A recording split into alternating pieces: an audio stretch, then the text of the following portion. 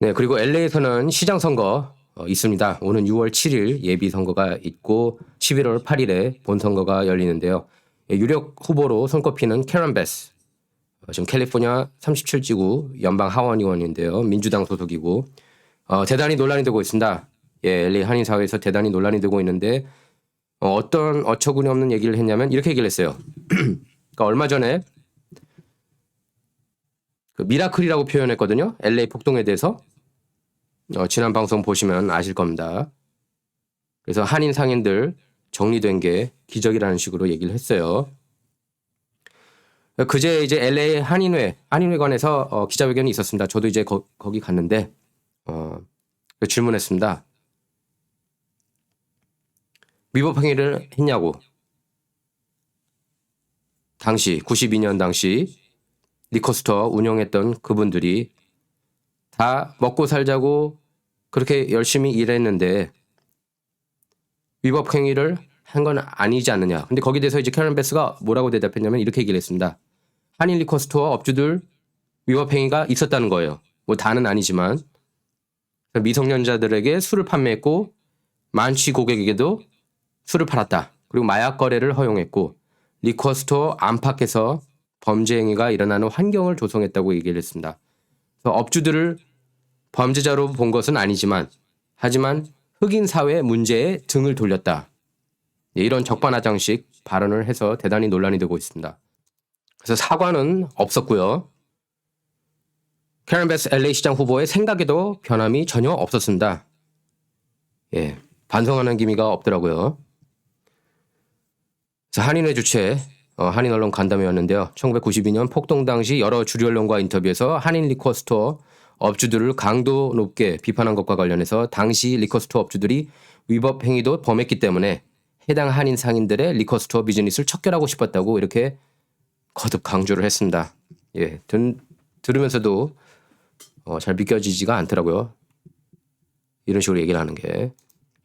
다시 한번 폭동 원인, 1992년 LA 폭동 원인을 업주들 탓으로 돌린 겁니다. 지금 최근에 이제 PC 무브먼트 때문에 LA 폭동, LA riot이라고도 표현을 잘 안 해요. LA civil unrest 이런 식으로 약간 흑인 편들 입장에서 표현을 돌려서 하고 있습니다. 분위기가 이렇습니다. 지금 미국이. 베스는 남가주 캘리포니아, 그러니까 서든 캘리포니아의 대표적인 흑인 여성 정치인인데요. 현재 연방 하원 37지구 6선입니다. 그리고 2020년 대선을 앞두고 조 바이든 당시 민주당 대선 후보의 런닝메이트로도 거론이 됐습니다. 캐런 베스는 이제 여기서 그치지 않고 계속 이어갔습니다. 문제 많은 리커스토어를 정리하거나 폐업시켜야 하는 상황이었다. 당시 한인 업주들에게도 리커스토어와 연결된 문제가 많다고 통보했다. 인종 문제로 비화하고 싶지 않았다. 수십 년간 이어져 왔던 문제였다. 아이러니하게도 LA 폭동이 일어나기 하루 전 한인 사회 리더와 미팅이 있었는데 그 자리에서 우리는 그에게 리커스토어를 정리하거나 닫아야 한다고 요구했다. 이렇게 얘기를 했습니다. 또 인근 주민들이 리커스토어를 문제라고 지목했고 경찰들이 자주 단속한 리커스토어는 비즈니스를 재개하면 다시 오픈하면 안 된다고 했다. 문제 있는 리커스토어는 다시 비즈니스를 열면 안 된다고 했고 문제 없는 스토어는 열어도 상관없다는 입장이었다. 이렇게 밝혔습니다. 어처구니가 없어요. 이렇게 얘기하는 것 자체가. 정신 못 차렸어요. LA 시장 후보 출마하겠다는 사람이. 그리고 한인들이 한 10만 달러 가까이 모금한 것으로 알고 있습니다. 왜 그런지 모르겠어요. LA 시장 후보가 그렇게 많은데 가장 많은 후원금을 또 캐런 베스한테 줬어요. 캐런 베스가 가장 유력한 후보라고 하고 있기 때문에 그런 것 같습니다. 지금 캐런 베스 말고 이제 조 부스카이노 LA 15지구 시의원 경관 출신 조 부스카이노가 출마했고 또 14지구 캘리포니아 주 상원의장 출신 케빈 딜레온이 출마했습니다. 지금 14지구 시의원이에요. 그리고 마이크 퓨어 LA시 검사장 출마했고 부동산 재벌 리커 루서 출마했고 이제 캐런 베스까지 이렇게 빅5가 있는데 그 중에서도 이제 가장 유력한 후보로 손꼽히는 게 캐런 베스입니다. 근데 캐런 베스가 이런 식으로 얘기를 한 거예요. 그러면서 베스가 또 뭐라고 얘기를 했냐면 이렇게 얘기를 했습니다. 1990년에 이제 비영리 단체 커뮤니티 코얼리션 이걸 만들었거든요. 그때 그래서 액티비스트로 활동했습니다. 이걸 통해서 정치 입문 발판을 마련한 겁니다. 캐런 베스가. 그래서 사우스 LA 리커스토어 연구 폐쇄 운동을 자기가 대대적으로 이끌었다 그래요. 그래서 당시 한인 상인들에게 어떤 얘기를 했냐면은 리커스토어 이제 접고 세탁업계에 뛰어들어라 이렇게 종용했다고 합니다. 이렇게 한 업종에서 다른 업종으로 그냥 이렇게 동전 뒤집듯이지 그렇게 쉽게 할 수가 있겠습니까? 쉽게 할 수가 있습니까? 그리고 그렇다고 리커스토어가 다 정리된 것도 아니에요. 지금도 사우스 LA 가보면 사우스 센트럴 가보면 리커스토어 그대로 있습니다. 사우스 LA. 이젠 사우스 센트럴이라는 표현 잘 안 하죠. 한인 상인들에게 리커스토어 재개는 안 된다고 했다. 대신 다른 비즈니스 재개를 지원했다. 이렇게 밝혔습니다. 제가 이건 음성 나중에 여러분께 들려드릴게요. 녹음을 했는데 그래서 시 당국과 협력해서 한인 상인들에게 세탁업으로 비즈니스를 돌리는 게 어떠냐 이렇게 제안했다고 합니다. 이렇게까지 얘기했어요. 왜냐하면 당시 사우스 LA에 세탁소가 부족했다. 사우스 LA에 계속 머무르고 싶은 의향이 있다면 그 방법이 있다고 했다.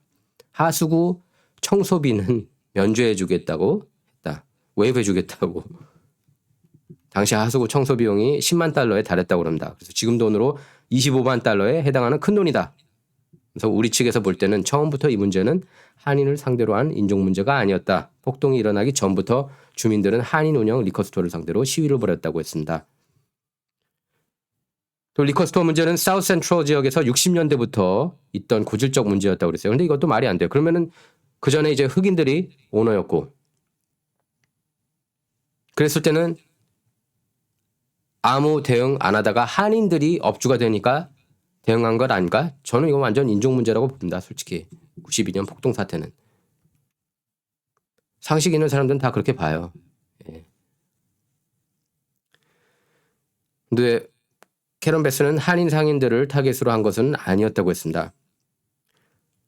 1992년에 11월 29일자의 뉴욕타임스 기사에 베스 의원이 이제 당시 액티비스트였죠. 흑인 폭도들의 리커스토어 방화를 미러클, 기적이라고 표현했습니다.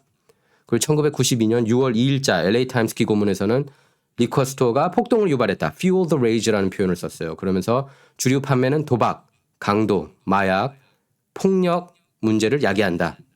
우리는 리커스토어 주변 환경도 신경 써야 한다. 이렇게 밝혔습니다. 또 11월 16일 보도된 AP통신 하고 인터뷰에서는 사람들이 업소들을 방어하는 데는 다 그만한 이유가 있다. 업소 소유주들에 대한 불만이 컸기 때문이다. 이렇게 얘기를 했습니다. 그러면서 오히려 폭동과 관련해 모두가 정확한 역사를 인지하는 게 중요하다. 이렇게 강조했습니다. 마치 한인 사회가 폭동에 대해서 잘못 인지하고 있다는 것처럼 그렇게 얘기를 했어요.